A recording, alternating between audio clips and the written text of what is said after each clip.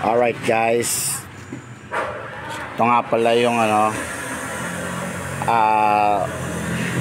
side mirror ng Hi-Ace 2L na van, like ganito, yan,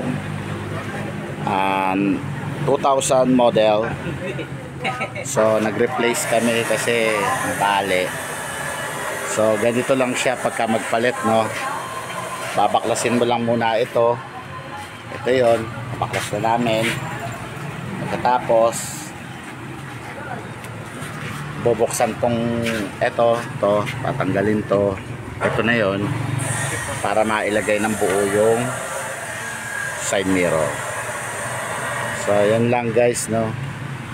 At least kung sino man yung may magre-replace ng mga ganitong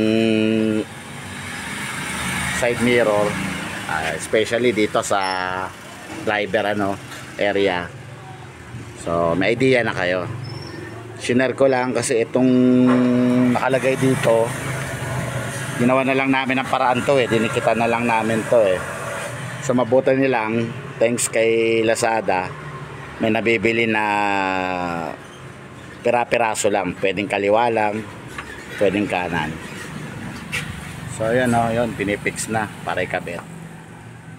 After nun, babalik lang ulit yung mga tapos na.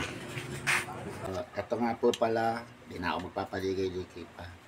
So nagkabit po ako ng panibagong side mirror replacement from Hi-Ace 2L.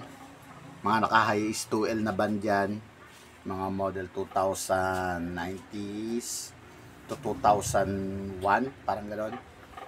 So eto yung ikinabit ko, ni-replace ko, then okay naman, tagumpay na siya. Tapos bali nagkaroon nga lang ako ng problema galing sa replacement. Iba kasi yung ganito ng tornilyohan niya, pero lahat naman may paraan. So bali ang ginawa ko, bumili rin lang ako ng talagang sakto na thread niya, papasok doon. Kasi ang replacement iba talaga Kasi itong galing sa original namin, nagkaroon talaga ng problema to. Ginawan lang namin ng paraan. Nilagyan ko lang siya ng glue nun. Tapos after nun, nakapix na siya.